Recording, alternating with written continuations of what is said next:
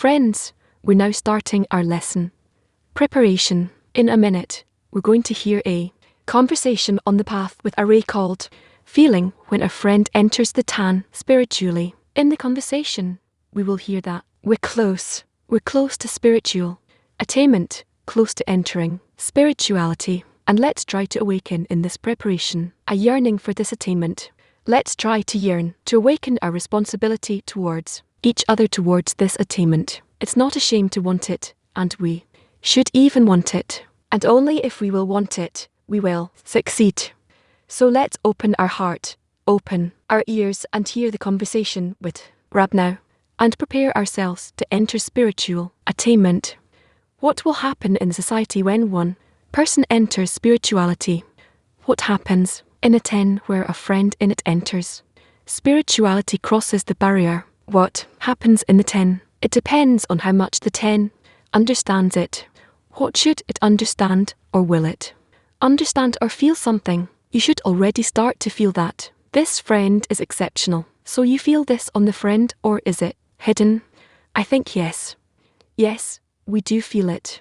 Not on each and everyone, but usually we do feel it. And how do you see this evolving? If you look at in general, so suddenly here a friend enters attainment, another friend enters there like popcorn jumping from here and there, and one influences the other through incorporation, or is it something entirely different and tens enter, or it's a group ascending? How will it happen? I think that we feel the friend when he enters the 10 spiritually, when he enters spirituality. You feel that, that's it. Okay, if you are asking me, but I don't think that we can already understand it, feel it, that's it. Is something changing in the relationship between the friends, or the same kind of friendship remains? I can't see. I can't yet distinguish clearly between him just being my friend, being a friend to someone, versus. There are no words in a single 10. Can there be one who has attainment and one doesn't, and they can both be in the same 10, or someone with attainment needs different conditions because he's developing? He will want to hide himself. Why? Because he has attainment. Would it not help his friends? No, not necessarily. Not necessarily. That's it. Is close to spiritual attainment as a group. I think they are close. I think they are very close. Is there something that you feel is holding the group back? Some obstacle that we simply don't see, and like something you want to say? Look, focus. Don't miss this. Nope. It's like we said before. Less heard from our cheater. I think they're close. I think very close. So let's try to go deeper and into a silent workshop where everyone thinks, what is my responsibility in the 10 so that all my friends enter spirituality? Again, what is my responsibility in the 10 so that all my friends will enter spirituality? Silent workshop. Let's pray for the friends that the Creator will bring them closer to spiritual attainment. Again, let's pray for the friends that the Creator will bring them closer to spiritual attainment. Friends, in the first part of the lesson, we're going to enter a lesson with Rob from February 2002. We are going to read an article called What is the Smell of His Garments in the Work? We have 30 minutes for this. Please, what is the smell of his garments in the work? Rabbi Zira said about the verse. Rabbi Zir said about the verse, and he smelled the smell of his garments, and blessed them. And he said, the smell of my son is a smell of a field that the Lord has blessed. The smell of his garments, do not call it his garments, but his traitors, for even the traitors among them have a smell to them. We should understand the words of Rabbi Zir.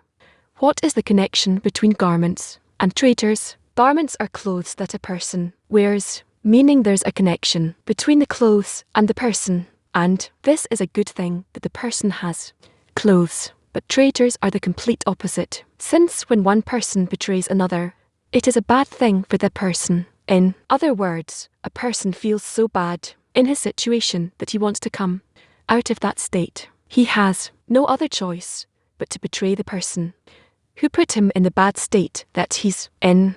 Therefore, how come Rabbi Zir explains about the verse that garments means traitors? It is known that the order of the work is that a person should correct himself and enter the Kadashar, since man was born with the evil inclination which to a person, and as soon as he is born is with him. The Zohar says about it, and when one comes into the world, the evil inclination immediately appears to partake with him, as it's written, sin crouches at the door, for then the evil inclination partakes with him. It says there in old and foolish kings is the evil inclination. From the day he was born he never parted from his tuma, and he is a fool because all his ways are toward the evil way, and he walks and incites and learn people. It is known that the order of the work divides into the work of the general public, meaning what the general public can do, and the work of the individual, what the general public cannot do. This is expressed by the words and meaning. The work of bestow pertains specifically to individuals, but work at is in order to receive. Reward is work that the general public can do as well, as my mom said about it. Therefore, when teaching little ones, women, and uneducated people, they are taught to work only out of fear and in order to receive reward until they gain much knowledge and acquire much wisdom. They are taught that secret little by little. Therefore, when a person wants to work on the path of individuals to do everything in order to bestow the evil inclination called the will to receive, which is concerned with its own benefit, can work only in order to receive reward.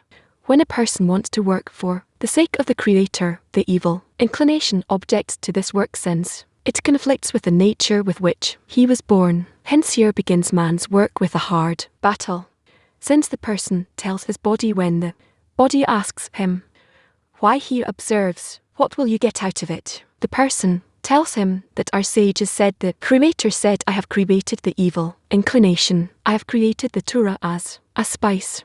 Therefore, since I don't have the power to annul you by engaging in Torah, I will have the strength to annul you and remove you from your kingship over me, as it is written that you are an old and foolish king.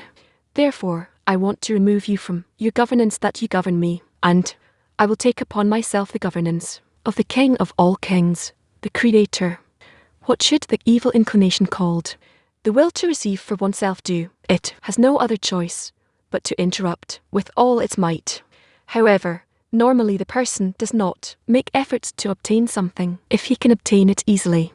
Therefore, when a person begins to work and makes little efforts to emerge from its dominance, the body does not need to resist the person with all its might. Rather, the evil in the person emerges gradually with greater force each time depending on man's work. In other words, the order of the work is balanced so that one will have a choice to choose the good and reject the bad. This is as our sage has said one should always see oneself as half guilty, half innocent. If he performs one mitzvah, happy is he, for he has sentenced himself to the side of merit. The reason one should see oneself as half guilty, half innocent is so to have a choice. Conversely, if one thing is more than the other, he can no longer make the decision. Therefore, if a person performs one mitzvah, he has already shifted to the side of merit. So how can we make a choice once more, since the side of merit has already prevailed? The answer is that if the bad in a person sees that the person has overcome it, the evil uses greater force, meaning brings him just arguments why it is not worthwhile to work for the sake of the Creator. It makes one taste the taste of dust when he wants to do something to bestow, and gives him a greater flavour in work for self-benefit. In other words, each time he gives him greater pleasure in self-benefit. In other words, he never thought that there is so much pleasure in self-benefit, since when he makes more efforts, he shifts to the side of merit. Hence, he must give him more evil in order to be able to choose. That is, it does not mean that he gives him more bad deeds.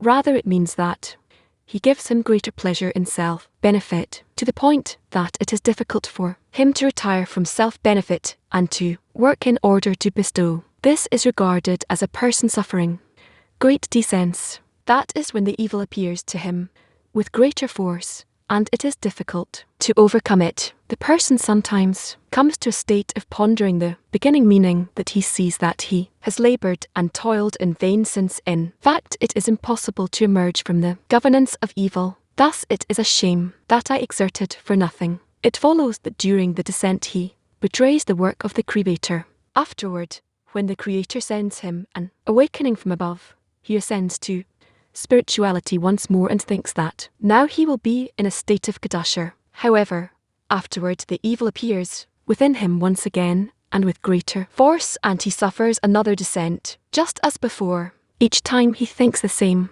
meaning that each time he falls into betrayal in the work, it follows that he who is greater than his friend, his inclination is greater than him, since otherwise he would have no choice. It follows that one who is greater has more betrayals in the work, whereas one who does not have the strength to overcome the evil does not need to show its full strength. Hence the question is if he has committed the transgression, woe unto him, for he has sentenced himself to the side of fault, since the evil has already prevailed. So, how can he later make a choice? The answer is as our sages said, transgressed and repeated, it becomes as though permitted to him. In other words, he does not feel the power of the evil that there is in a transgression, and, naturally, he does not need excessive overcoming.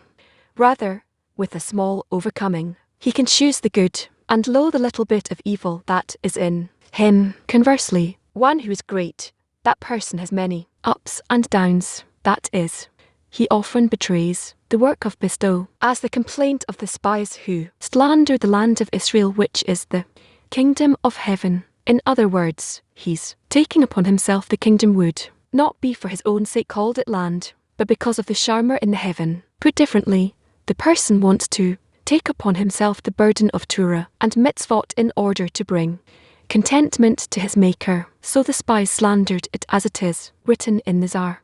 And they returned from touring the land. They returned means that they returned to the bedside, returned from the path of truth, saying, what did we get out of it? To this day, we have not seen good in the world. We have toiled in Torah, and the house is empty. Who will be awarded that world? Who will come and be in it? It would have been better had we not toiled so much. We learned in order to know the part of that world, that upper world, as good as we know in the Torah. But who can be rewarded with it? We should understand the argument of the spies. After all, they said what they felt. When a person is in a descent, he does not lie. He says what he feels. Hence, during the ascent, he wants to kneel before him as a candle before a torch, since he feels that he will be happy from this. Conversely, during a descent, he sees that all the will to receive argues is correct. Thus, why does the verse say as written, and they slandered the land? According to what Barasam says, the answer is that they had to believe that, since the Creator promised to the people of Israel that he would give them the land of Israel, which is a land flowing with milk and honey, the Creator will certainly give them. But the situation that they saw was that they had to believe that this revelation of the bad came to them from above, meaning the revelation of the evil that exists in man by nature, and that one is unable to emerge from the governance of evil and be rewarded with the Creator. Rather, it is only the Creator himself. They had to believe that the Creator would give them a second nature, which is the desire to bestow, and by that they will receive all the delight and pleasure called a land flowing with milk and honey. Then when they have the vessels of bestow, the simsim and concealment are lifted from them, and they are rewarded with the delight and pleasure that were in the purpose of creation. At that time it is a land flowing with milk and honey. It follows that these descents are required in order to reveal the evil, so that afterward they will know that only the Creator can help. His help comes specifically on a complete lack, for then the complete help can come. This means that if the evil were not completely exposed, there would not be a complete lack. Hence first we must see that the evil is revealed. Subsequently the filling, called help from the Creator, comes and fills his lack. This follows the rules. The rule there's no light without a clean. We could ask, why must we wait so long? That is, there are many ascents and descents, but the bad could have appeared at once. The answer is that if the bad were revealed in full, no one would be able to begin the since the bad would prevail, and there would not be room for choice. Hence the bad appears according to the level of the good that a person increases in the work. According to the above, we should interpret what we asked. What does it mean that Rabbi Zer interprets the verse, and he smelled the smell of his garments, and blessed him? He says, do not call it his garments, but bedav his traitors, for even the traitors among them have a smell too. Then we should interpret that since Jacob was rewarded with wholeness, meaning that from all the descents he achieved wholeness so that the help from above could come. Since all the bad has been revealed in him, it follows that the descents which are the betrayals are called sins when the light appears through them. We now see that the sins have become as merits, and were it not for the sins we would not be able to achieve wholeness. This is why Rabbi Ziller interprets that the smell of his garments was because he achieved his completion, meaning that the betrayals were also corrected. It follows that the betrayals were as fragrant as the merit since everything was corrected in him. This is why he says the smell of his traitors. Therefore, when a person is in a state of ascent, he must learn from his state during the descent, in order to know the difference between light and darkness as written as the advantage of the light from within the darkness. However, for the most part, a person does not want to remember the time of darkness because it pains him, and people do not want to suffer for no reason. Rather, a person wants to enjoy the state of the ascent that he's in. However, one must know that if he considers the descents while he is in an ascent, he will learn two things from this which will benefit him, and he therefore will not suffer from descent for no reason. 1.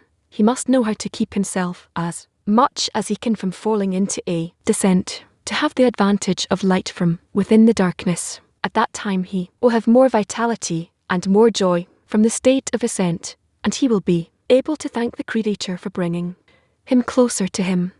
That is now a person has a good feeling from being in a state where he understands that it is worthwhile to be a servant of the Creator, since now he feels the greatness and importance of the King. But during the descent it was the complete opposite. The body was asking him, what will you get out of wanting to annul before him and cancel yourself from this entire world and care only about how to bring contentment to the Creator? When a person considers both extremes, he sees the differences between them. At that time, he has the value of a different importance than he thought about the ascent. It follows that by looking at the descent rises in him to a higher level than he feels without looking at the descent. It follows that when he thinks about the time of betrayals that he had during the descents, all the descents are sweetened and filled with the blessing of the Creator, since they are causing an ascent. Hence, when a person completes the work, everything is corrected into merits. This is the meaning of what he says. And he said, the smell of my son is as the smell of the field that the Lord has blessed. This means that then the smell of my son's betrayals is as the smell of Malat, who is called a field that the Lord has blessed. That is, he has already received all the bestowals of delight and pleasure from the Creator. Accordingly, we should interpret the words, and the Lord said to her, 2 nations are in your womb, and 2 peoples will be separated from your abdomen, and 1 nation shall be stronger than the other. Rashi interprets 2 nations as, there is no nation, but Malat will be separated, one to his wickedness, and one to his wholeness. 1 nation shall be stronger than the other. They will not be the same in greatness. When one rises, the other falls. We should understand what Rashi adds to us. In his interpretation, here the writing brings the order of the work. When we want to achieve a teaching with the Creator, he says nation as there is no nation but Malat. That is, a person must know that there are 2 discernments in Malat. 1, an old and foolish king. 2, the king of all kings. The evil inclination belongs to the old and foolish king, but there is also the good inclination in him which pertains to the king of all kings. Therefore, he says, will be separated, one to his wickedness, and one to his wholeness. 1 nation shall be stronger than the other.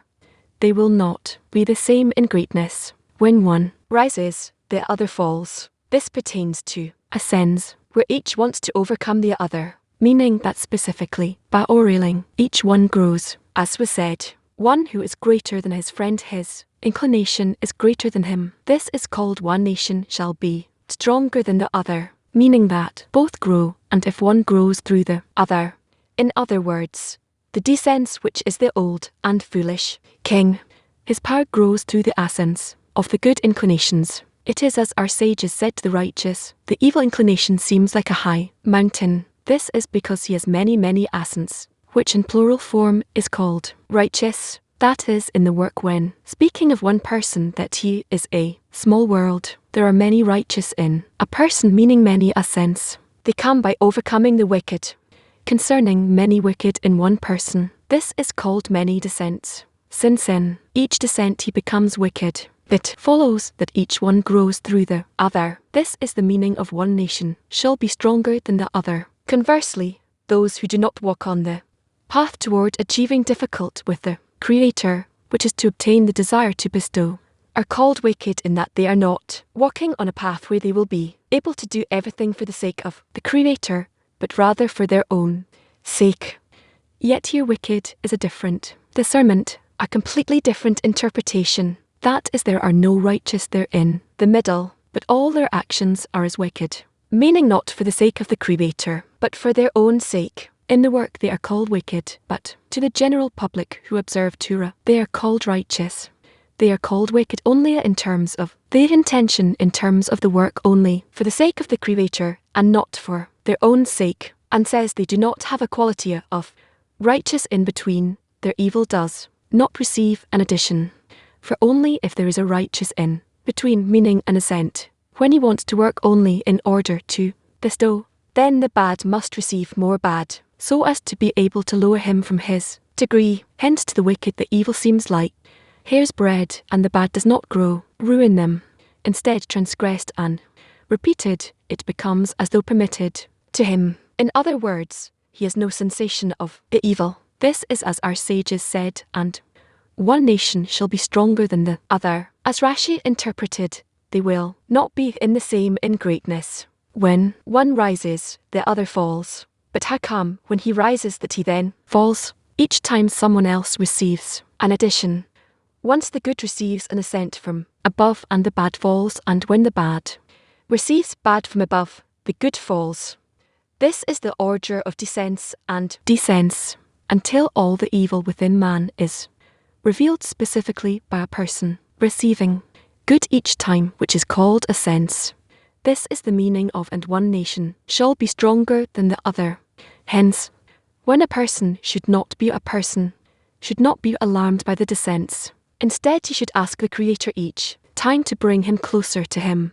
According to the above, we should interpret thus far: your kindness has assisted us, and your mercies have not left us, the Lord our God. We should ask in which state he is in now, and what was his state before, of which he comes to say something new, as though now he is in a state of delight and pleasure. It seems as though he was not in a good state, but was in a state where he was not happy, and now he has come to realize that thus what he felt have begun help from above. What he felt have been help from above, from the sight of mercy, although he did not feel them as mercy. Now he sees that. Then too his feelings, which was felt as bad, were also from the side of kindness. And your mercies have not left us, means that then too providence was from the side of mercy, and not from the side of judgment. We should understand how this is so, meaning to say that the bad state was also mercy. The thing is that there is no light without a clean, since a person cannot be given something if he has no need for it. It's like a person who cannot eat if he's not hungry. Therefore, when a person begins to work on the path of the Creator to achieve with the Creator, he cannot receive help from the Creator, because normally a person does not ask for help from someone unless he cannot obtain that thing by himself. Therefore, when one thinks that he can come to work in order to bestow alone, he does not ask the Creator to help him. Thus, when one begins to work for the sake of the Creator, and he sees each time that he is incapable of achieving the degree of work in order to bestow, he becomes needy of the Creator's help. It follows that all the descents he had, to the point that sometimes he despaired, and came to pondering the beginning, and wanted to escape the campaign. And certainly these states are called bad states, and he was in a state of wicked But afterward, when he exacerbated the lack of the clean, when he saw that his tree was full of lacks, the Creator gives him help, which is the desire to bestow a second nature. At that time he sees that thus far the many dissents he felt and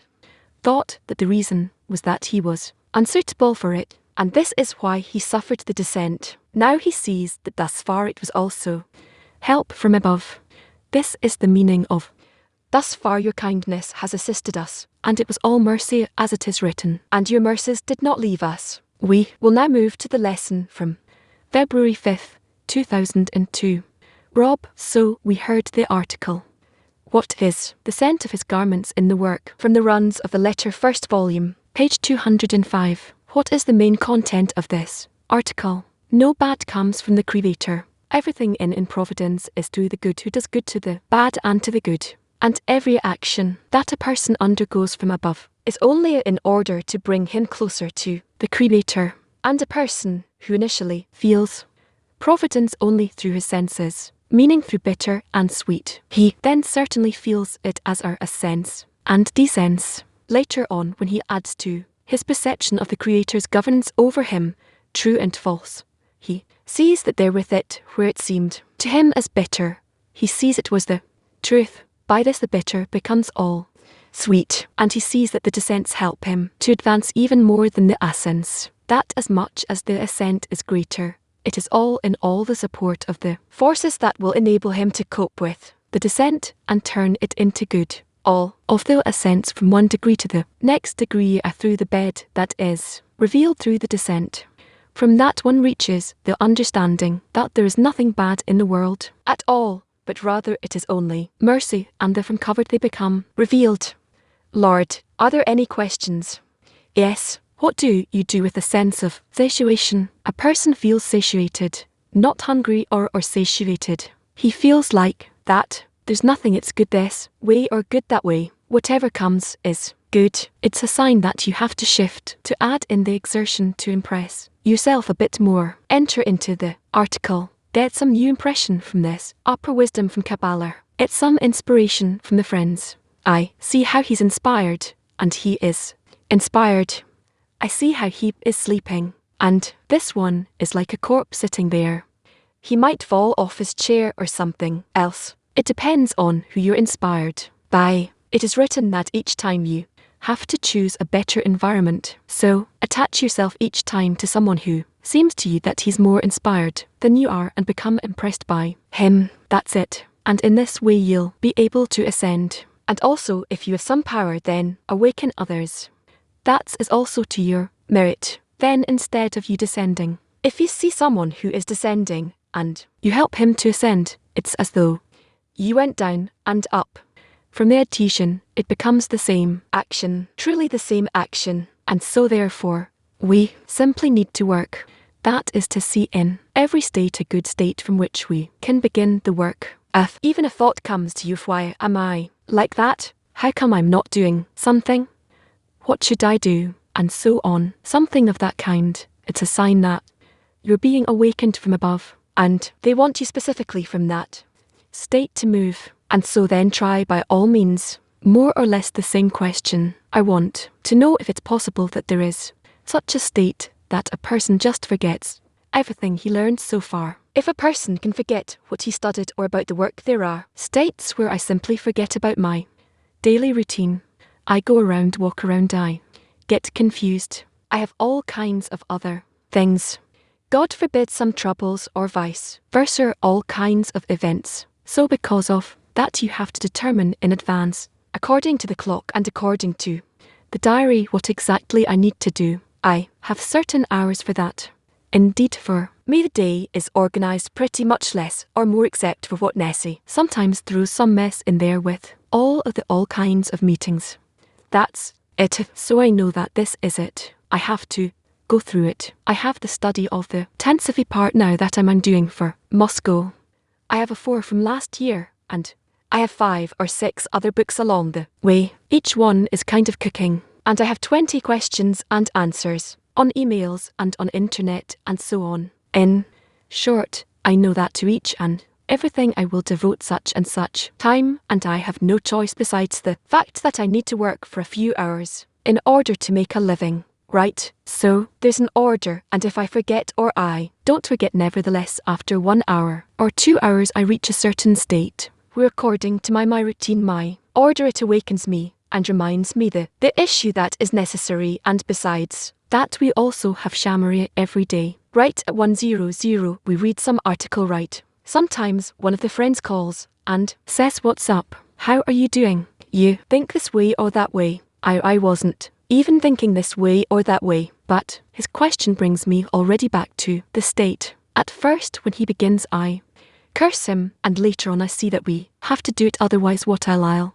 remain a beast, and somehow I agree with him, and later on I even like it that he calls me. That's how it is right now. We are in the world of action. This means that whatever happens here, it's only through information that comes down from above. If every second, every moment, every state does not come down to this world from above, then is simply it won't exist in this world. It's not that there is something here. Let's say there's some object here, and it's enough that is already built. It's made. It exists, and now we don't have to be too worried about it. There is no such thing. It only seems to us, because we can't see the cause and consequence, but each and everything needs all the time. You have to sustain it each and every second, otherwise it will have no existence. This means that the light has to operate on it and through the cascading to build a certain shell on it, a certain garment, and keep it all the time, feed it as we call it, give it existential energy, let's say. And so, the something that appears to be most dead, something that doesn't change at all, some kind of desolation cannot be, except through non-stop operation of the light from above that. Specifically over that state there is an intention and precise action from above, and this is how it exists. So there is no state which is not under supervision from above, and which is desirable each and every second, even if it hasn't changed yet. There are states where a person feels how they're going over him to such an extent that seemingly everything departs, or everything comes, or nothing changes. So in every state, even if it doesn't change as I explained, or it departs or it comes, it all comes in a directed way from above. And in all of these changes, we need to understand that if the light will stop, then my I will disappear myself. It's very simple, at least as we learned from the 4 phases of direct light. If the light doesn't make the vessel, if it doesn't create the desire, if it does not sustain this desire each and every second as it comes from above, from then this vessel will not exist. This desire will not be. The light precedes the vessel. If the light disappears from the vessel to a certain extent, not in terms of its existence, but in terms of its filling, then the vessel feels itself as empty. And these things happen to a person who's advancing with quite high frequency. When they want to replace the state of a person, then simply the light that was there before as a feeling disappears, and instead of it a new light comes, and seemingly new qualities, new feelings, and it seems to a person that whatever he had before, he forgot it completely, and he has nothing. He'd invested maybe a few weeks or months or years, and seemingly no memory of it even remained. He hears words. He doesn't understand what these words are. He didn't read them. He never heard them. These are well-known things. What is the reason for it? They want to replace his state, but in between, it happens so that he feels himself as though he's completely between heaven and earth, and it is written like that about the bolt of that he had such descents that he would forget how do you call the words, the letters, and so his assistant would help him and say this one is Alf Gimel, and he would repeat and come back to the letters and connecting them into words and later on into sentences. And so on the Bolto you understand it's one of the great ones, one of the great Kabbalists. To such an extent there is the departure of the lights from the side of the light. It's a simple operation. What happens to us, that small change in the light creates within us changes from one end to the other. You see, we live from a tiny illumination cascading from above, and it comes down and close within us in a few, you might say, portions. its bottommost portion is that it builds around it a material vessel, man's body, in which there is also the still and vegetative and animate and speaking, and to each and every one there is a specific light for it, for its kind, that which builds around him a shell. According to it, we have the steel things, we have the vegetative in the body, we have the animate in the body, and this animate also develops, and the vegetative and animate the develop also. The still does not develop, but the vegetative grows and it develops, and then it dies right. The hairs, the nails, all kinds of vegetative parts. Then we have our animate, that's our whole body. It's the embryo from the seed that develops until it becomes small and then greater and old, and it dies. It has its own order of development. This is through the portion of flight that pertains to the animate degree, and later on the animate degree we have the degree of the human being that develops from beastly desires for money and honour and knowledge, and then another higher level of portion clothed in it which was already called the point in the heart, and in that too there is development. And initially it's called the time of preparation, and later on the development of the nef of Kadusher. And so you see, light comes just a tiny illumination, but see to how many parts it is spread, and each part builds around itself a different garment, and in each and every part there is its own plan according to also the plans that come from the different parts of this light, and they influence each other. There is the general plan over this whole relation which is called a person, a man in this world, and each one of these parts within us exists only through the light. And if some part of the light will stop, to the same extent the person would die, or that part within the person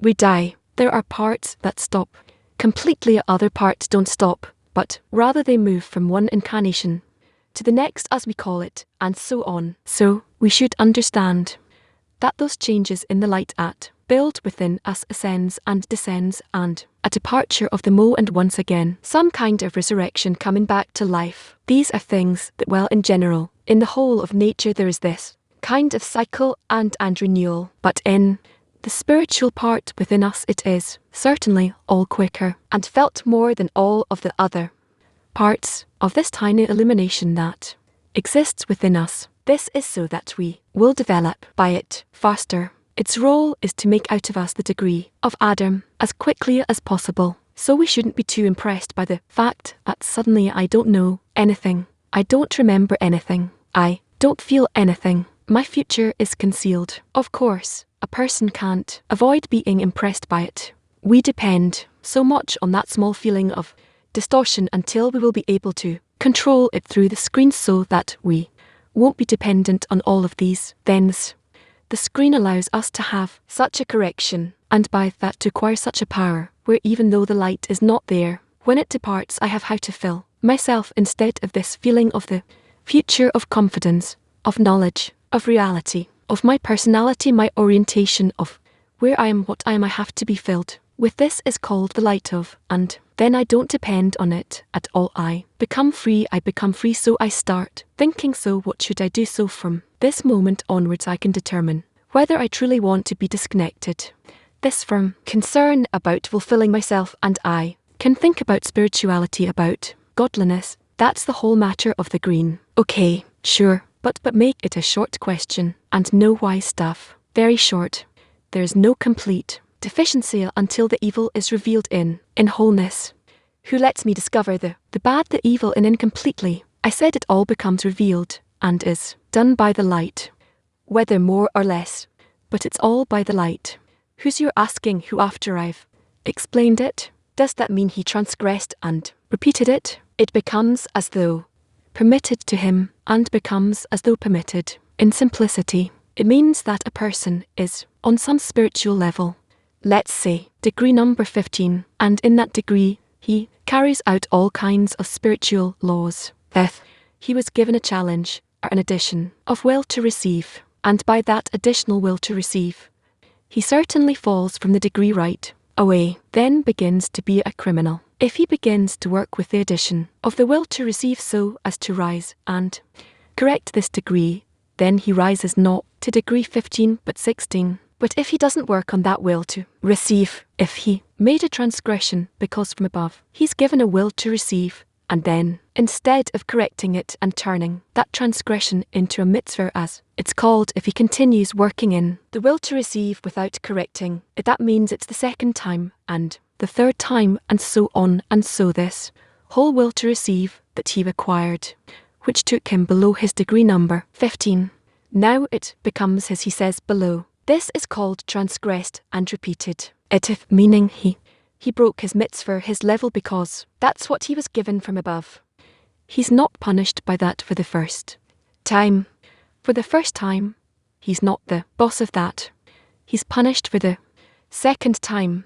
Therefore, it says if he transgressed and then did it again, it becomes as though permitted, meaning it becomes his. Get, you have determined that yourself, that you're not on degree 15 but 13, let's say. And how do you still rise from there? How do you go up? Later, he's being pied from above. He's being reminded that there is a goal. It's either by a good blow which suffers a good blow. That's also called mercy. Mercy means you're being reminded of the purpose of creation. How does it matter? Could be through a nice awakening, or it already depends on the person, depends on the thought of creation. And then once again, he begins to rise and look for why and how. Just like Rabish writes that a person lives in some desolate place. Suddenly, he found the book of Zohar, and he started remembering according to that book where he was, and that he was thrown out to some place, and he used to live there, and that we used to be his home, and meaning the spiritual world, and his family belongs there, and he belongs there, but he was thrown into some desolate place, and so meaning, even though he has family, and wife, and kids, and friends, and so on, all of that is beastliness, and he belongs to the spiritual degree, and that's where these true families, and true house, and true friends, and the souls of the righteous, who are his friends, and so on, and then he starts thinking that Shara year means or repeated, means that the second time he does it of his own accord, not by what is given from above, the addition of the will to receive. Okay, is there some portion of light that works on a vessel called the group, or is it simply that people gather, they come together, and they somehow grow stronger, by that they hasten it above? Our whole functioning is from above. For us below, it is only the world of action. As I said, if you want to change something in this world, you only have one solution, and go up. Become incorporated with the system of governance and guidance, and the more you can enter there according to equivalence of form, and you'll be allowed to add more good. Then you can cause a good addition below, and only in that way you can change something. As we learn, there's only free choice in one matter: to jump a little higher or not in one direction. One step, one direction, very kind of narrow. That's the only choice. You want it or not, please. But only that is your free movement that was given to you. And so after you rise higher, you only have one thing to choose in order to benefit something from above, from below, but only after you ascend. Other than that, in our world, there's nothing new except what comes from above. You want to change it, please change. So if you see in our world people, all those things, our desire comes to the person through none else besides him. He has to from above, then it's truly a group. And if it doesn't, then to the extent that it doesn't, it's just a seed of the scornful. And the first lower in the group is each one pledges to relate to everyone equally, meaning that this one will be closer to me, and the other one will be farther from me. I like this one, and I reject this one. That's no longer a group. It's not unity.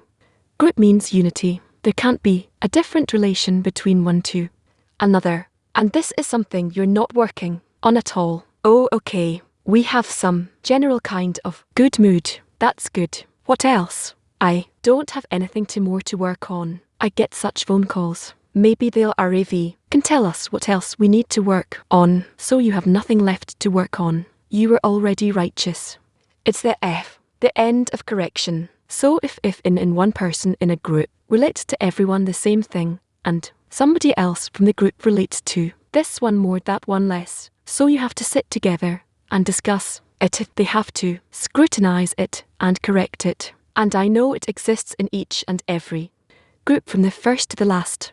And this is the first condition, and I don't understand why it's not worrying to people.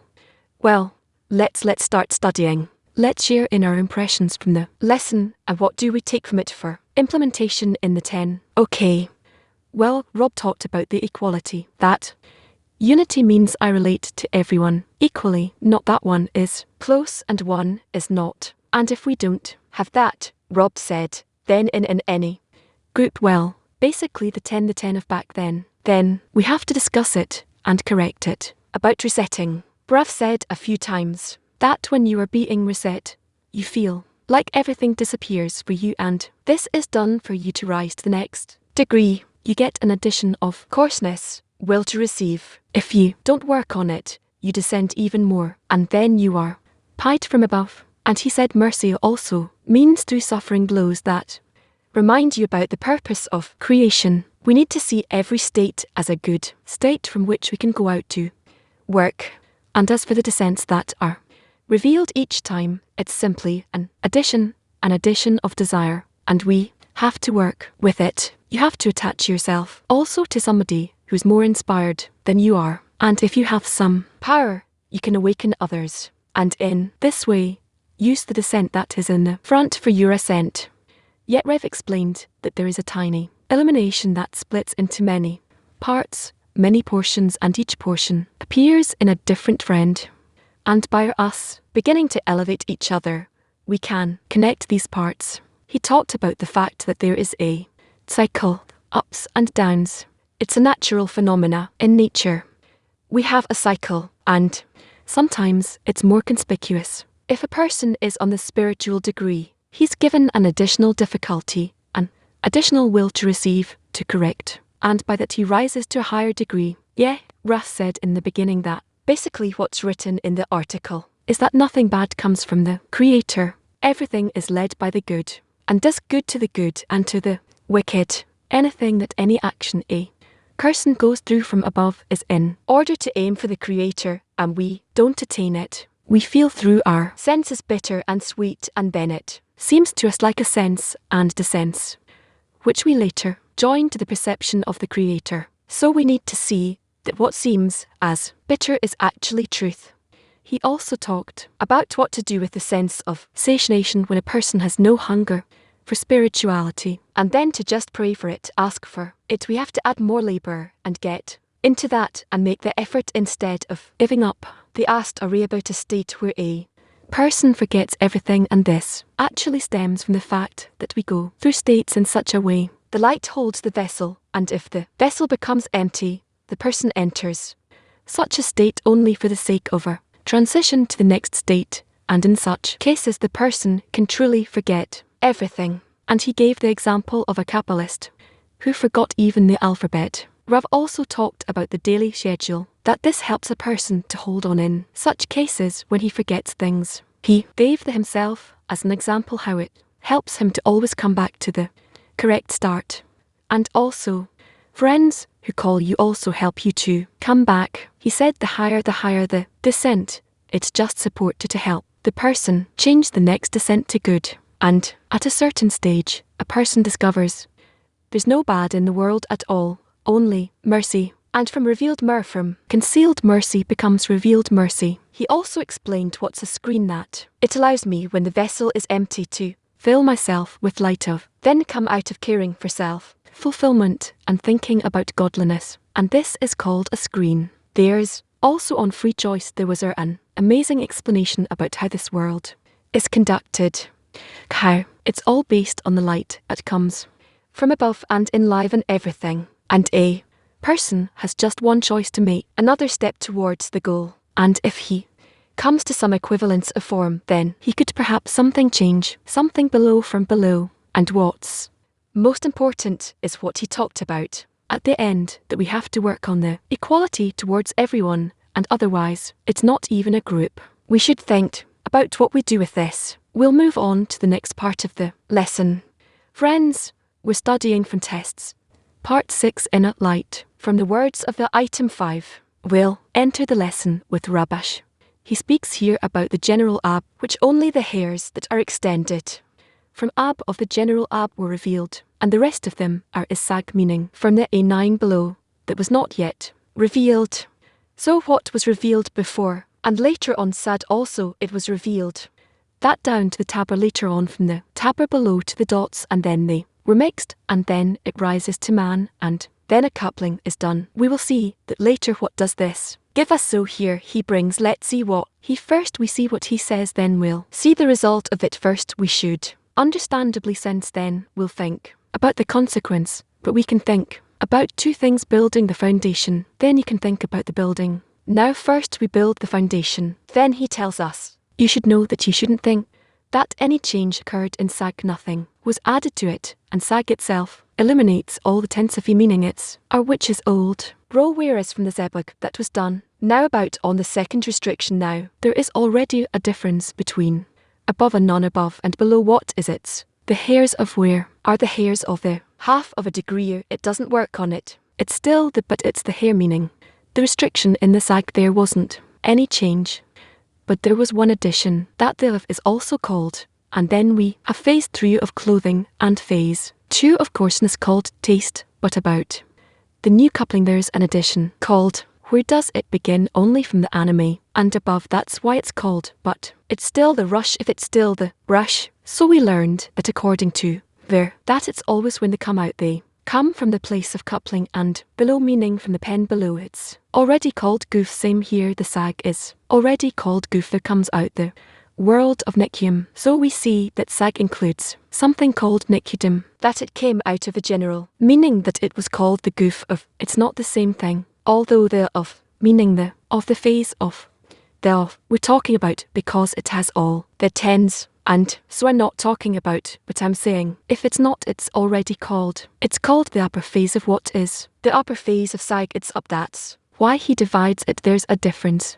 between the of and the of. That is sa, meaning every lower begins from the place of coupling, and the low, that's why it begins where from there. It cannot clothe there, since all the records that came from the table and below have to descend from that place that it came from. It went below the tab of only in we learn that it stands at the table and above, because it is also not considered the restriction. So when the world of Nikodem came on, something new that hadn't been until now. From the first time there was a coupling on the lower H, and the anime called second restriction. This was the first time in the rush of S. So then I hear that now according to the general rule that every lower one starts from the place of coupling, and below we find that the world of Nikodem, where should it start from below. That's why he tells us that the of, it's like the of the degree itself. What is the wash of the degree itself?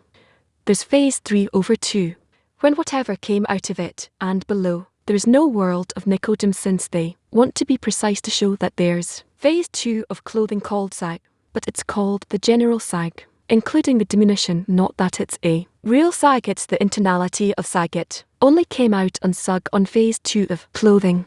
So where does it begin? Only from the place of coupling and below. Though we say it's not that it can clothe, though, because it's still the place of the first restriction, and it wasn't apparent because everything was swallowed in, but it goes down below the taboo. Then it's called that its degree came from there. So what are you asking about that? Where general ab is called like a seed that has a whole tree in it. That's a diminution, since it's not ab, it's a coupling on phase 2 and 1. But I say, it's so no apparent limitations were. There was just a sag, just like in Sarger's phase 3 of clothing called ab. So I call it on the name of its upper phase. But just know that the general ab is in the true sag. It already came out on phase 2 of clothing and phase 1 of coarseness, who the general sujim that has phase 2 of clothing and phase 1 of coarseness wears that degree apparent below the place of the coupling. So now we'd say that it doesn't clothe that place, it only receives lights of that place of the of, but they expand below the taboo. Why, on which record was the place of the coupling in the worship on the records of where were they below? That's why they need to descend to the place where they came from. Just we learn something new. Since the first that was revealed below is also called the rush of phase 1, since it was also restricted, it's also considered as the phase of aim, a data point. We need to remember a rule. It's right that the coupling that was in the of the sag of the upper one, that would give birth to phase 2 over 1. It was born. When it came to the lower one, the lower one itself needs to perform a coupling by striking that from it, and above came, as we learn. It's right that there was a coupling in the wash of Gala on phase 3 and descended below. When we learned the phase 3 of coarseness that descended below the became the P, meaning he himself needs to perform a coupling by striking that from it, and above comes the and below the goof. So we find that we have, except for learning about the first of there, we need to learn about the of the first and the lower one itself, what it does. That's called the first is. That's why we say that it's also considered as that it doesn't have a second restriction. It stands at the table and above. So we have to start 96. Item 6. Item 6. Here he wanted to elicit also from the man of mind bond, which are the inner ones. So the externality, outward. So what's the question here? Who's he saying that he wants to elicit also from the mind bond, the internal ones, to bring them out? We learned once that there's an inner ing, that from its yad came ab, and from the first day came, and from its called mar, and from the world of Nekodem came the world of. So who brought them out? The inner. Brought out wasn't what was in the internality to the externality. And how would it come out? We learned that every time it descended to a smaller degree, because the refining of the screen 4321 with the coarseness of the root. So we have to say that you shouldn't elicit mind ban. We have to explain here that here you wanted to elicit also from the mind bon and the internal ones to bring them outside to the external, meaning which are the inner mandibi. That is in it. He brought them out. That's the easiest way to learn it. So he says, then the inner sag that were in the inner mind bun ascended with them to the inner mind bun. Here it was already mixed, meaning we learn that the order of the refinement of the screen begins. From then it was phase 4 over 3 in, then 3 over 2 in sag 2 over 1 should be, because it includes the lower mind, as he says that sag is called. He's also speaking about here he calls the mandibi. Now there's another matter, that on the outside according to the order it should have brought out phase 2 over 1 from sag, which is 3 over 2. There was another matter here that since before it when the expanded below the taboo of a and mixed there, they clothed in zone of a below the taboo. That's why it had to come out and elicit phase 2 of clothing and phase 1 of coarseness that ascended from phase 4 over 3 also. That's what he wanted to say here. And they rose with mind born, meaning 43. In they are their man, for the tam in what are there are degree that aren't clothed in mind. They didn't expand below, and they didn't mix there. We move to the next part of the lesson, and before that we'll sing a song together. I give my Lord, I give us the moon. Okay, hello friends. We are together in building a spiritual society, and we are continuing our line awakening from below. We want to reawaken all our values in the society, to awaken importance in every area of our life, in the end to awaken the Creator.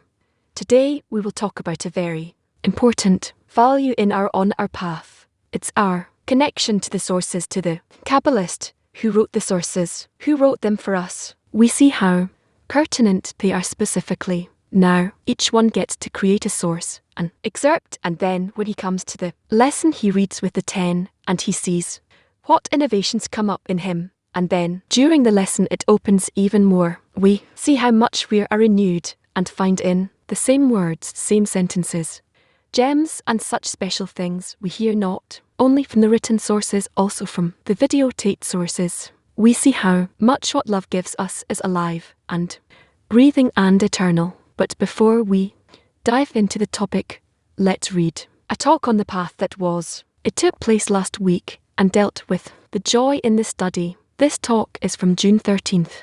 It's titled, To Learn to Enjoy the Lesson. I really enjoy the morning lessons. Really, I understand it's egoistic, that's clear, but still I get great joy by sitting together reading the source. Listening to that I get a lot of fulfillment, a lot of discernment, a lot of satisfaction. So I wanted to ask how to work, or how do you work with this pleasure, how to work with the pleasure that you get during the lesson. What does this work that it won't become just another corporeal pleasure, like a smart guy learning something, but it will be practical work. I want your advice. I don't know, maybe tomorrow he won't give me taste and it'll be a different sort of work. But now when there's such discernments and flavours from the lesson how to work with it, what should I do? What is this pleasure being revealed? Is it okay to enjoy the morning lesson? Of course to enjoy the lesson. Yes, I enjoy sitting before the source, before the friends. Everything you say afterwards, after that is okay. Is it okay not to enjoy the lesson? Not to enjoy. You have to search how to enjoy. Maybe it's natural, that part of the 10. Enjoy, tomorrow change. There's a part like this. There can be a part like that. Maybe a person can enjoy part of the lesson, and from the other part you cannot enjoy, but you need to try to get into the lesson, as if to a meal, and then you will begin to feel what is the work with the pleasure during the lesson. When a person enjoys during the lesson, he gets filled. Yes, so what's the work with that pleasure? He enjoys hearing words of joy from his friends. And what should he do with it? He wants everyone to receive the same kind of pleasure. So it's important that his friends will also enjoy it like him. And if a friend doesn't enjoy the lesson, doesn't enjoy no pleasure from the lesson, then he has to pray for him. We have to pray for him. Yes, as a 10. Yes. What's the desired state in a lesson that a person enjoys it? Yes. Let's say when you sat with, you enjoyed each and every lesson. Yes. Were there lessons that you felt lack of taste, lack of pleasure? Also sometimes. So what did you do in those states? You have to pray. So if a person doesn't enjoy, has to pray. That's the word. Yes. Ask the Creator, why am I not enjoying? What is the reason? I'm learning something. I'm getting a new feeling, new wisdom, and I'm learning for it. Is that correct? No, Dari, why not? How is it different from any other study? You get a new intellect, love. What is it in other teachings? I don't know, but if there's something you're not enjoying, then you have to ask the Creator. And what am I different than a researcher sitting in a university, studying?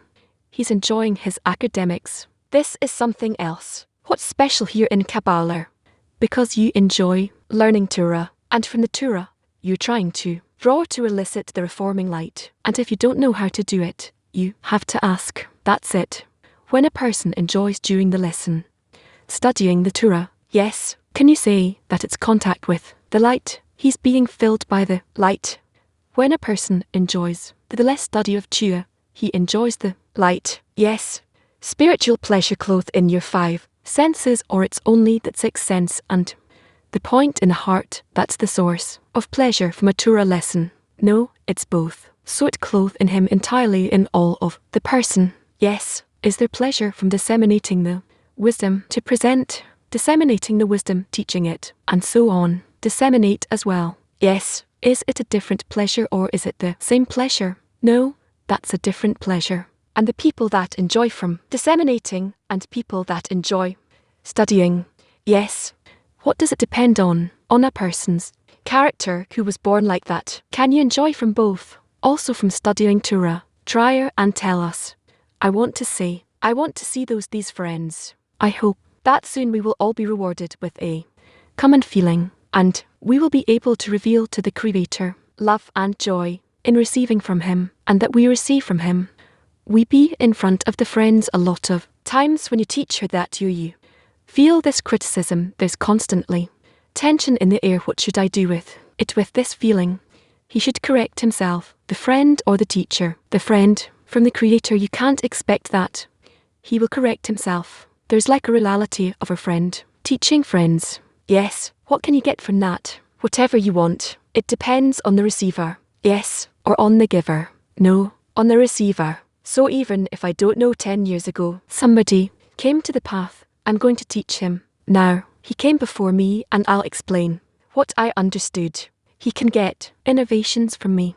Yes, yeah, so it doesn't matter. He can be a puppet up there. It depends on the one wanting to receive. Yes. But still there's people that say that when speaks or when Balaam speaks, there's a different spirit. Who are you? That are you going to speak to us? It's psychological. It's how they think. Psychological. But there's a difference. Whether speaks or any other friend or any other point in the heart. Of course so. It doesn't only depend on the receiver, also on the giver. Yes, did you ever feel criticism when you were teaching? It's always. When was in the hospital? Who taught? Who? How did the friends there keep studying? 'Cause he was there for months. Usually Milo. Who chose him told me that you're going to teach. Yes, so he chose him. It's not that somebody could jump and teach. He told him that you're going to teach. Yeah, why did he knew the material better? Why did he choose him and not someone else? Because Miller was the closest to Rausch in everyone's eyes. So it's a matter of closeness. That's why they'll get more from him, that they'll be appreciating him, that they would receive from Miller more. From Miller, they got the same as they got from no. And what can you do if in the class somebody said, who's this, sitting here and giving me a lesson? I want Ash to give me the lesson, but couldn't. So hear a recorded lesson or read an article. Why do I need to listen to? What should I tell such a friend that said there's nothing to listen to him? Okay, he's righteous, but I want to read a bash article. It's more of a spiritual benefit. Let's read it all. Let's read.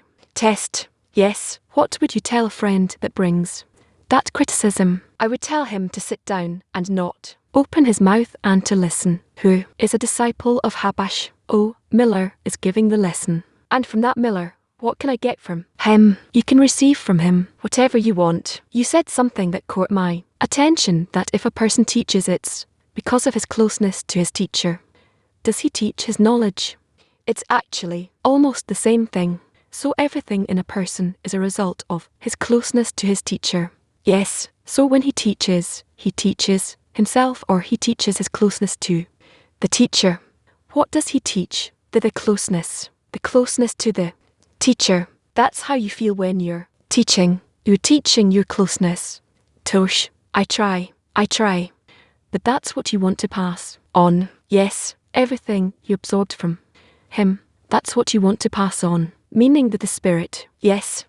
What is closeness? Everybody that studied from you is considered close to you. Anyone who learns from me, whether I want to or not, receive spirit from me.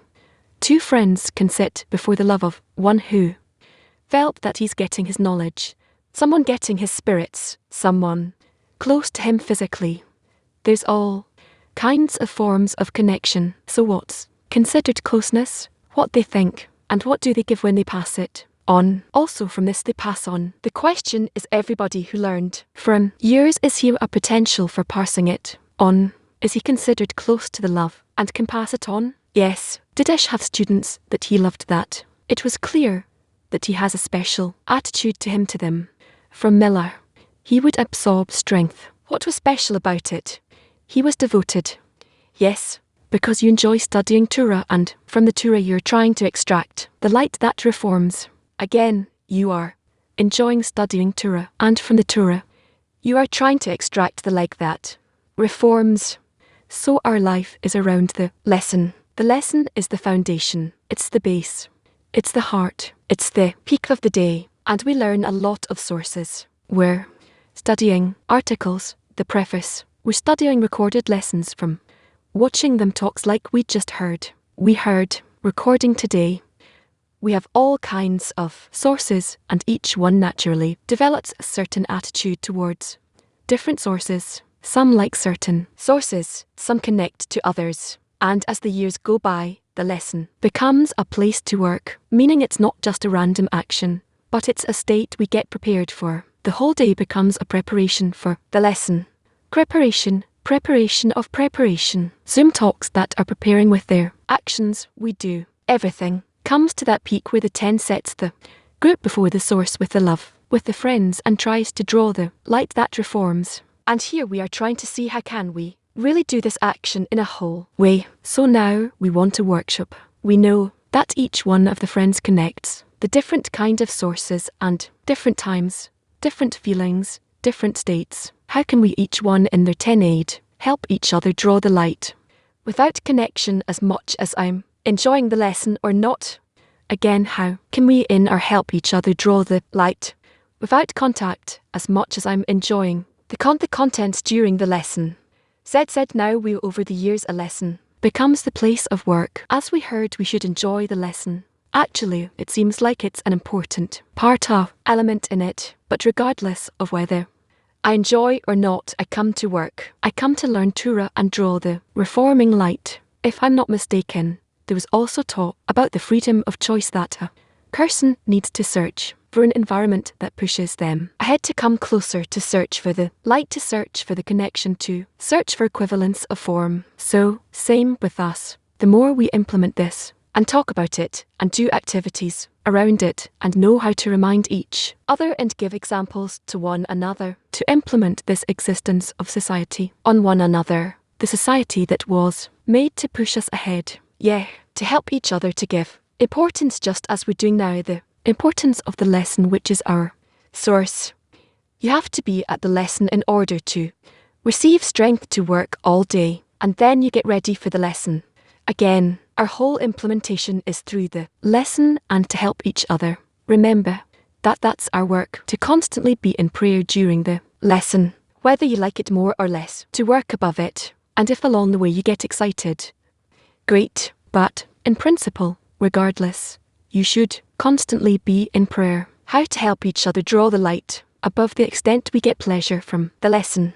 So we have to repeat the principles on how to draw the light, that it depends on the demand, what I want from the study. First of all, what's the reward I'm asking for, according to its faith I want to get. Faith from the lesson that the Creator is the good who does good and everything. And another thing is intense work on connection, coming to the lesson to connect, find my resistance for connection and work intensely about it. That's the essential thing that is drawing the light.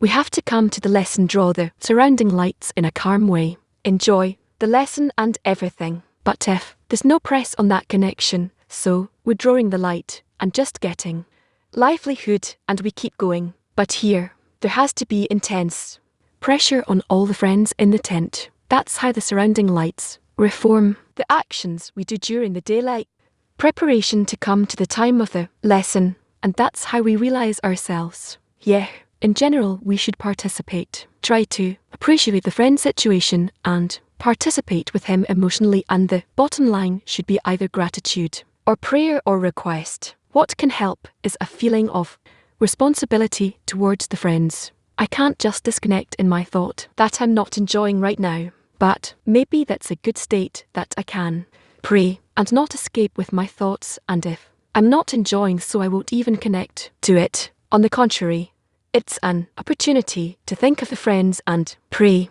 Yes, friends, we participate many hours in HB's recorded lessons from years ago. Some lessons from 20 years ago, maybe even more, a bit less. Sometimes we hear from the friends that doesn't only interpret, and it also takes the lesson in some direction, according to the situation. I remember the lessons as if they were yesterday.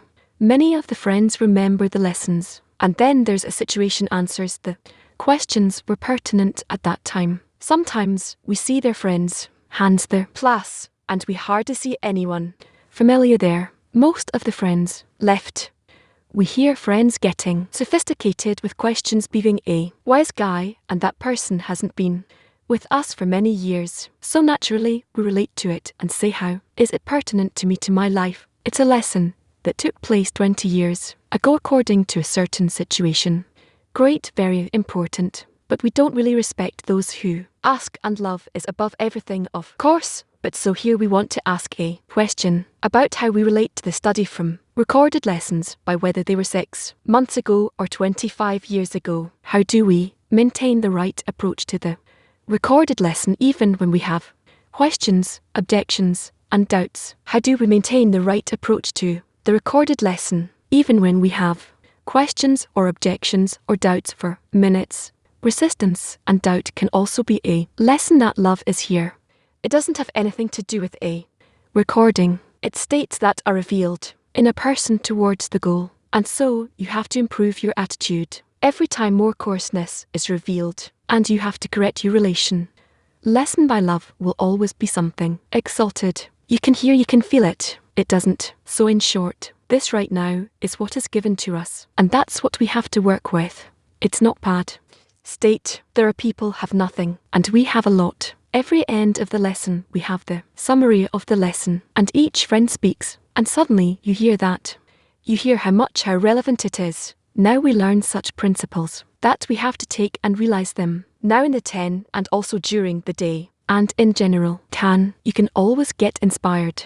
From that point, that it doesn't matter what deficiency is before him, what year it is, what place it is, he always relates to it seriously.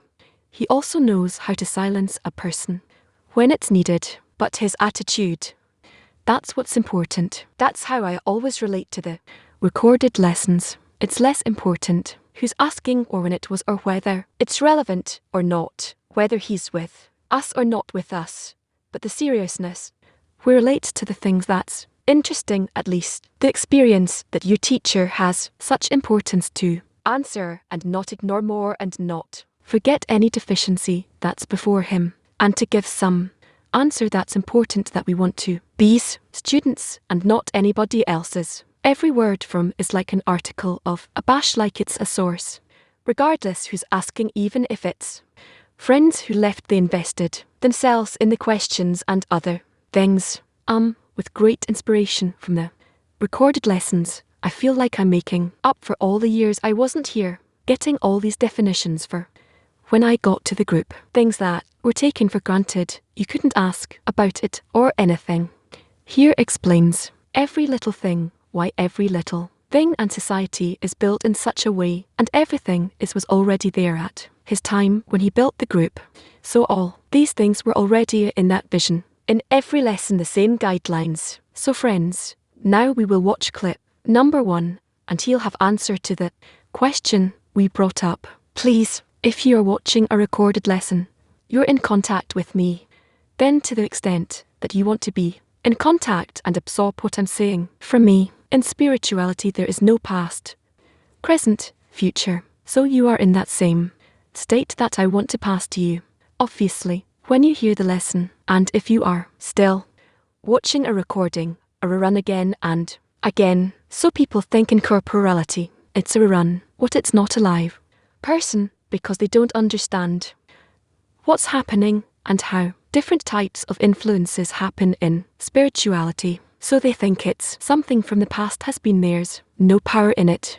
You can understand it because they're connected to corporality, and it's a copy, it isn't the original. It's just like told his student, said that if you will connect and be in my lessons just like I taught you, so I'll come and I'll teach. So, and I said, how can you come and teach? You're about to die. And he said, you don't understand anything about the concealed, and then he died. So the people who don't have contact with spirituality, but their pride covers their eyes, so they think that it's better a live cat than a dead king, and that's how they think.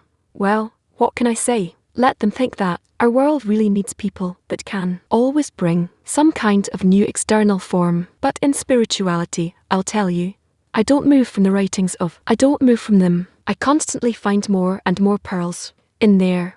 If you check the lessons we've went through, you'll see how much you have in there for many more years to come. Things that you weren't able to hear, you didn't hear. Just like we read and we see, oh, there's something here that I never saw before. And the people that think that you can study a friend from a friend, what can I say? I feel bad about their future. They still don't understand that everything depends only on increasing the height of their teacher, because according to that, that's what depends on the extent of the illumination they get from above, the illumination they've received from above. So gives us illuminations from above. And the question is how we prepare ourselves to receive love's light. Workshop. What preparation do we need to do in order to hear love correctly? 4 minutes. I think we have to organize our relation to the lesson. If I come and I start judging whether it feels good to me or not, what I'm getting. By the way, a lot of the questions that they were asking about the group are very relevant for what we do in the 10. So there's things that are eternal, and if sometimes we get confused, then we judge whether it's right, or we have to set each other straight to explain how the lesson is a place for the reforming light. Everything we're doing is a preparation for that. So if we prepare all day and don't value the lesson itself, so it's not clear what the benefit will be from our attempts to connect. So, we're 10 that have to hold each other in the right relation, and in general, when I hear these old lessons I experience it. That is speaking so simply and I can understand it. So for me it's a great reward. It's a great like a present. So I ask myself, how is it so pertinent? And my conclusion is that something that is true at its spiritual root and at its corporeal branch. And in my eyes, the recordings are far clearer to me than the later lessons. So for me, it's a celebration. Yeah, in the beginning, we were speaking about pleasure from the lesson. So I enjoy more the lessons that are for realization. Let's say this week there were very strong lessons that gave clear advice on what we need to do. Then we go and we implement it during the day.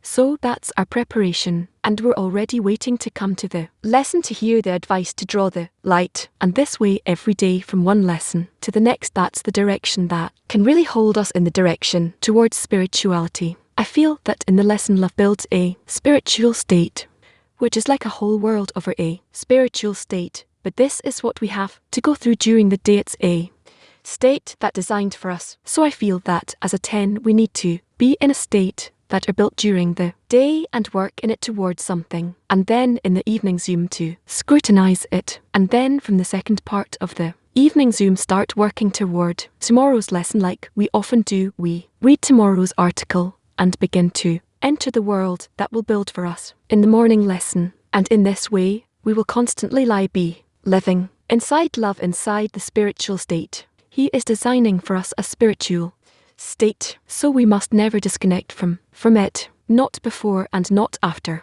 Yeah, I'll add that we have to anal. So after we heard Rav, and in the clip now you could hear how he builds everything on the articles on the sources, and each day we begin our lesson with a source. We read Ash in the 10, and on Shabbat we hear him when we listen to his lessons of. So now we want to talk about it in the 10.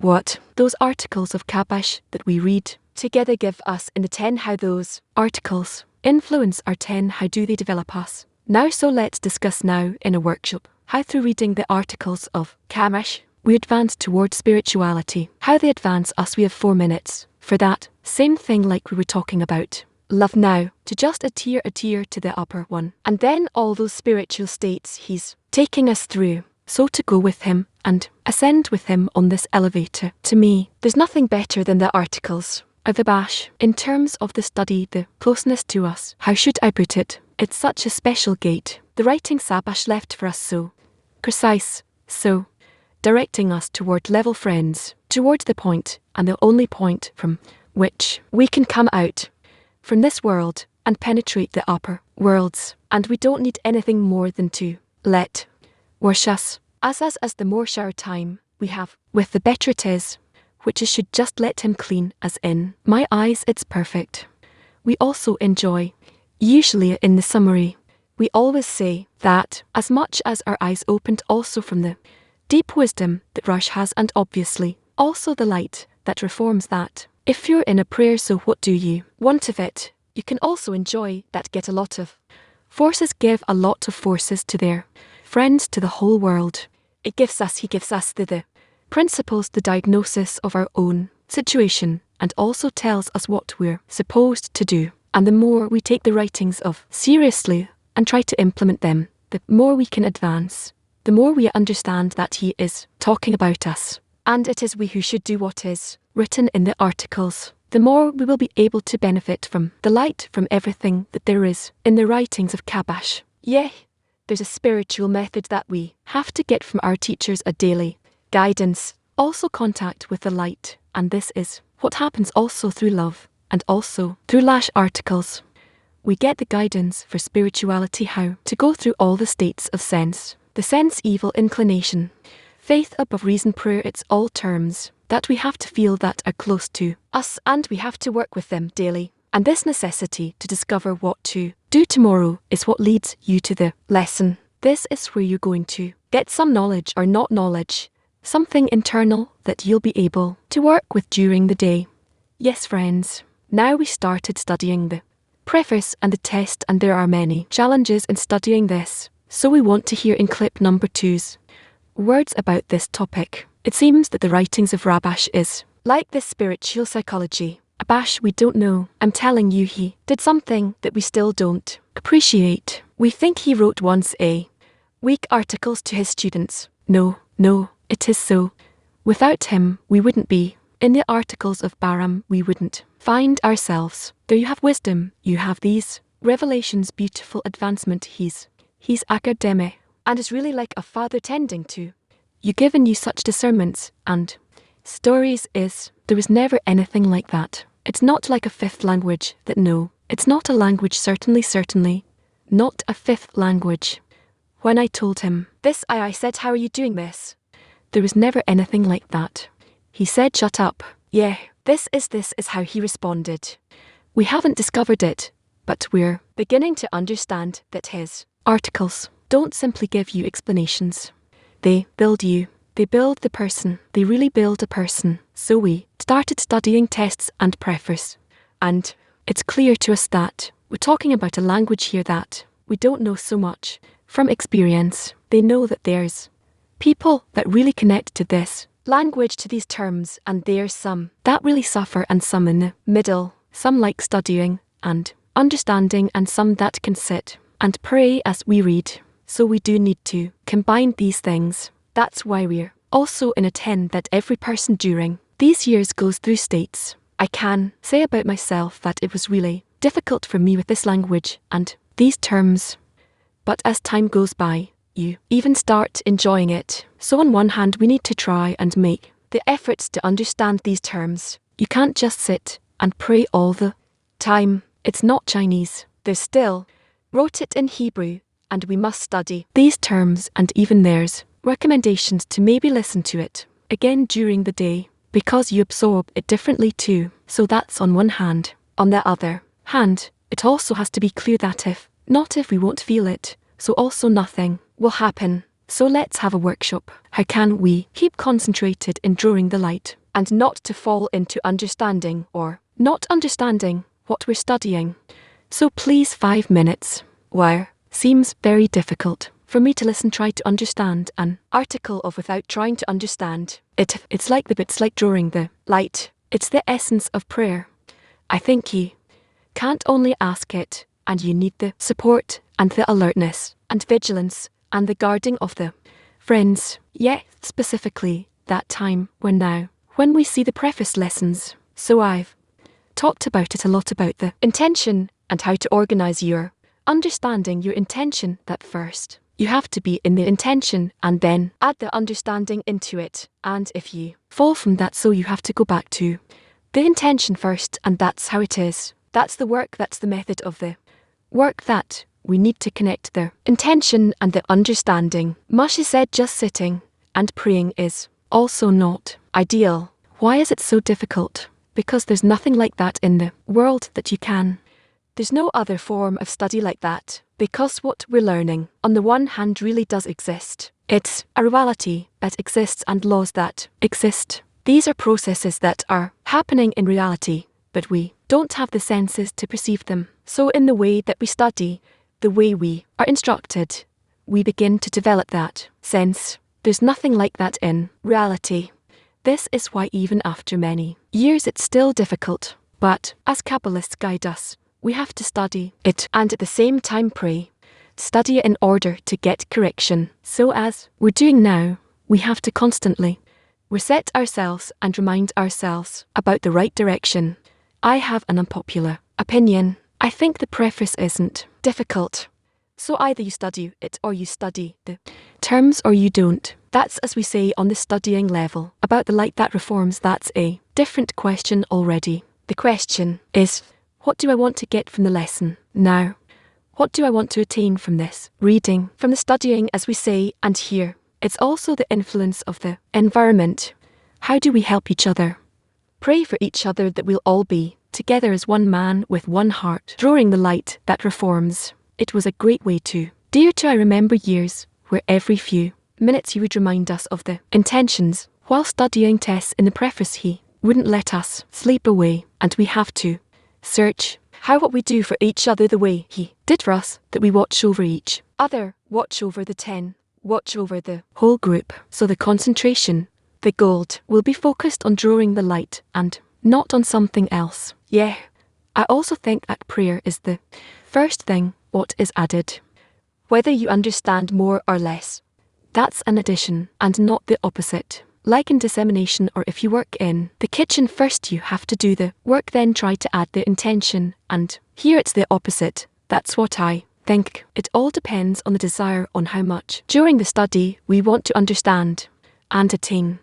What Baram attained, it's a matter of, so maybe now we'll see clip number 5, and then we'll go to the assembly. The main thing I'm checking on you now, on men and women, I'm checking on you how you will perceive this study correctly. Meaning that we are learning how to unite between us in order to draw the action of the reforming light, and that light will connect us in a spiritual way. So the light will be so the Creator will be revealed between us. This is basically what we need, where here is our own correct action. So the light will reveal us as one, and we will be revealed in us as one, receiving one. That's it. So here we need to try to come to that, to come closer to the concept of one. If we do this in while studying test, we will succeed. If we don't, what can you do? It all depends on us. Therefore, it's not called studying the wisdom of Kabbalah like you study physics. The study means we yearn to unite through the study while we are studying. As he writes, even if we don't understand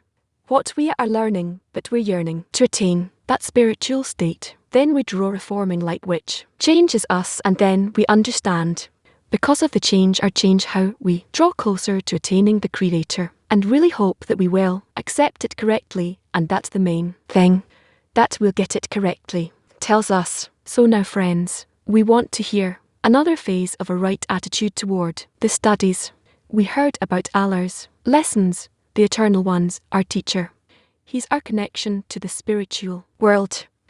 We heard how to relate to Labash and test studies. Now it's important for us to hear recommendations from tens, from friends. How can we keep contact with the sources during the whole day? Because we're in a lesson, trying each one to be in the morning lesson and practice physically or virtually. And whoever isn't probably hears the lesson later on during the day, but we have a lot of time during the day. That not necessities when a person is at work or something necessary. How do we keep contact with the sources during the day? How do we do it personally, and how to do it in the tense? So let's open it for the assembly here, and we'll be happy to see question marks on the system and to see the hands up here. How to keep contact with the sources during the day, please. French 3, please. Thank you very much, friends. We have advice, please, please. Bookmarks everywhere on camera, media, and on your phone. And when you get there, just switch on the lesson and listen. Shalom. One thing we do in our WhatsApp group is we translate the lessons, the transcription into English, and a friend usually takes one part of the lesson that really resonated with him, and he shares that short part of the lesson. We keep that spiritual. Thank you.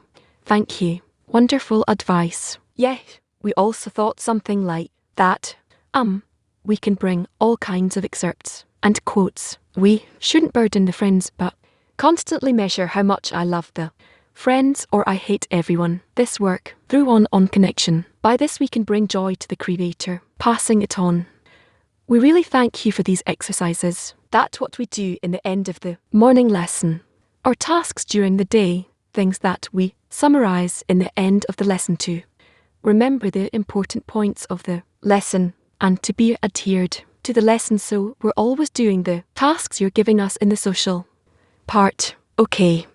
Well, my question is, like we talked about, there are those who find it difficult to read and understand. Some connect to, am I causing harm to the spiritual advancement of my friends in the because they don't feel or understand this article? Am I causing them some harm? That's the question. Why should you cause damage or harm? Why? I don't understand. You have an intention to harm the friends. I'm sure not. So, how will you cause damage? By not understanding or not feeling. That's what you meant. Yes, because of the feeling that we feel, passing the feeling of building the spirituality. When I don't understand or don't have the language, so am I causing harm to their connection. Their connection is connecting their yearnings for godliness. If you're helping that, for sure you won't harm. Yeah, there are all kinds of means, but in the end, we should develop mutual responsibility so I can connect to my friends, to the inner desire in their hearts to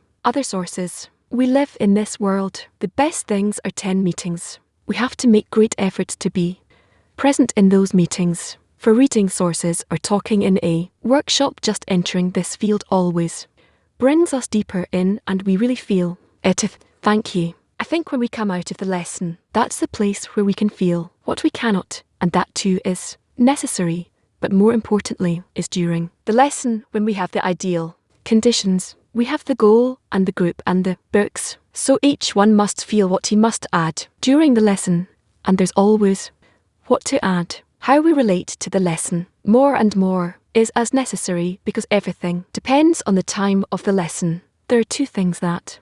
One is when recommended. Even during the day he said to read the terms that explained for us. So I took that file from test from the questions and answers according to the ABC.